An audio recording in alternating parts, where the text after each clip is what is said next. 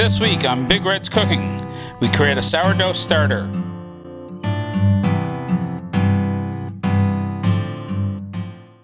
Hi and welcome back to Big Red's Cooking. As always, I'm Big Red. So one of the things I've had a lot of requests for ever since, even before I started this channel, I was posting things on Facebook on a regular basis. Just using pictures and recipes and things like that. And people were asking me all about sourdough starter. You know, ever since the beginning of the pandemic and we were all sort of stuck at home, we're almost 2 years into it now, which I can't believe, 2 years. A lot of people have been getting into sourdough and even more have wanted to get into it. So what I'm going to do is I'm going to take you through all the different steps of getting an actual sourdough culture going in this video. And then I'm actually going to do a companion video to this where I'll do a basic sourdough boule. So this is part one, all about a sourdough starter. And you know what? Why don't we go on? Oh, my dog playing with their toy. That's what you're hearing, the squeak. But we'll go ahead and we'll jump on over into the bench and we'll get started over there.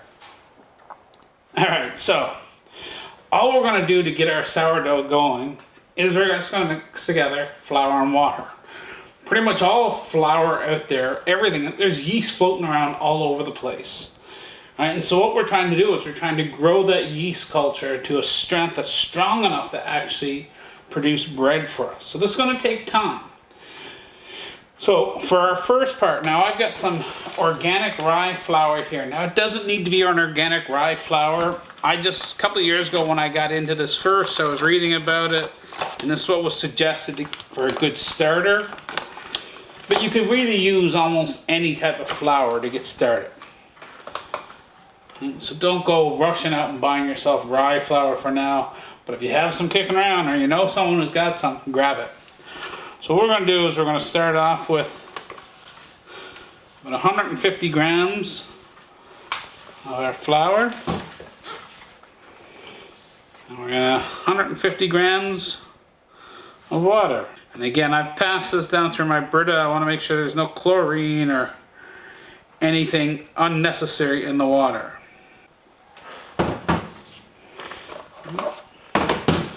So I'm just going to take the two of these, we're going to mix them together.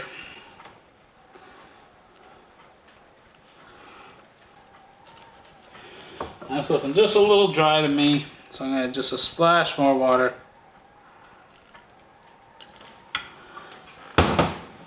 And so you should see basically a nice paste type consistency. And all we're going to do with this now, and I've got this nice large mason jar here. Smells good enough to me. I'm just going to go ahead and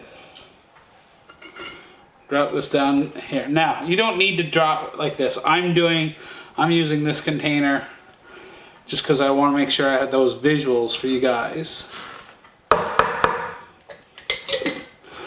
So I'm going to put this lid on, but I'm not going to put it on very tight. I'm just going to put it loose. I do want a little bit of air. I want air to be able to get in and out, but I want to make sure nothing else is getting into it.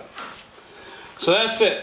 What we're going to do now is hopefully, if everything goes as planned, in 2 days' time, this should be bubbling up a little bit and looking a little bit alive, or a science experiment type thing. And if that happens successfully, what we'll do is then we're going to start removing some of this every single day and replacing it with fresh flour and water. So we'll check back now in about 48 hours and we'll see how we're doing with this. Alright, so it's been a couple of days to set around, nice room temperature stuff. You can see getting lots of bubbles. Here we go, we can see a little side by side of what it looked like when it started and what it looks like now. So we've got lots of new bubbles and things like that. At this point, we've got something living here. Now our goal is going to be every day we're going to remove half and replace it with fresh flour and water so that we can really get that yeast growing really strong. So I'm going to grab my scale. So we started with 150 grams of flour and 150 grams of water. So we have about 300 grams here in total. So what I want to do is I'm going to remove 150 grams from this. So this is measuring at 750, so I'm going to need to bring it down to 600. And there we go. And then we're just going to go ahead and add a little bit of flour and water to this.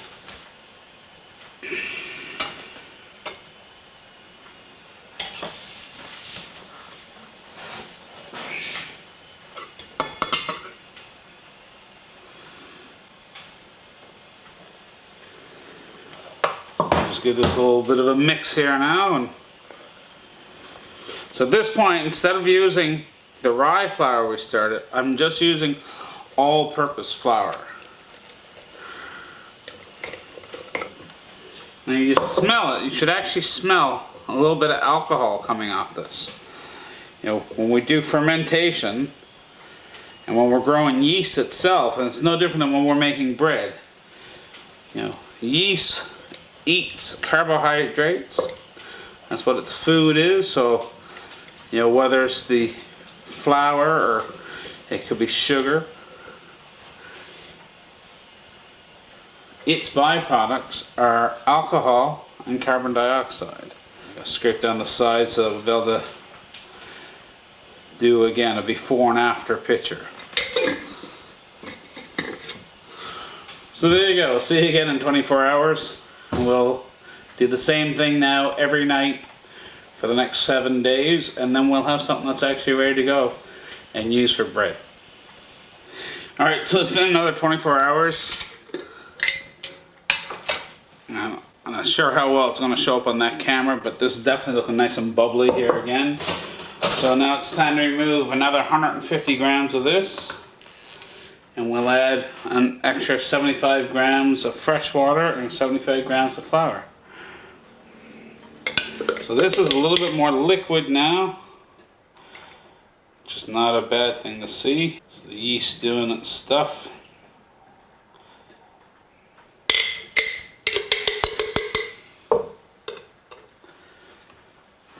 There.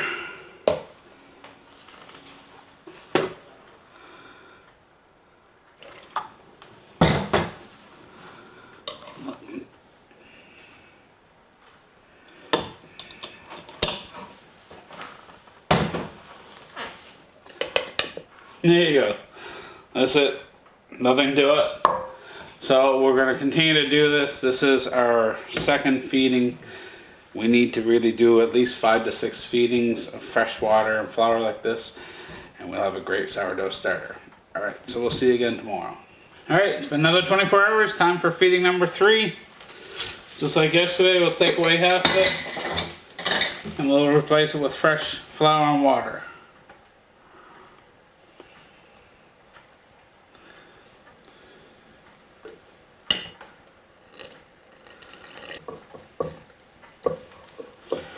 So there you go.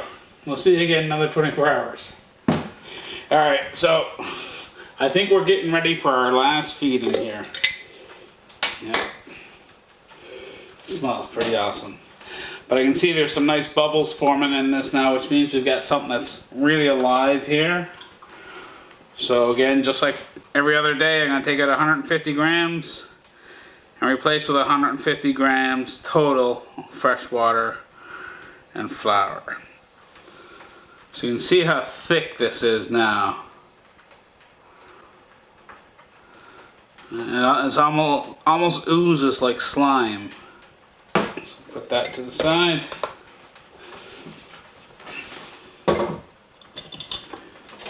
And there you go. We now have ourselves a decent sourdough culture. Simple as that. So there you go. There really isn't much to getting this sourdough culture going. Now this one here, this is one I've had alive for over 4 years now, and it just keeps getting better and better. Alright, so once you've got that sourdough culture going, if you're using it pretty much daily, you can just go ahead and leave it on your counter.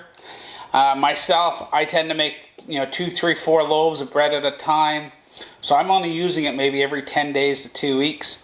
I just keep this in the cooler, or in my refrigerator I should say, cooler, kitchen popping out. Now what you'll want to do is make sure you are feeding it every so often though. This is living, and if you're not taking care of it, just like if you don't take care of yourself, it's going to die.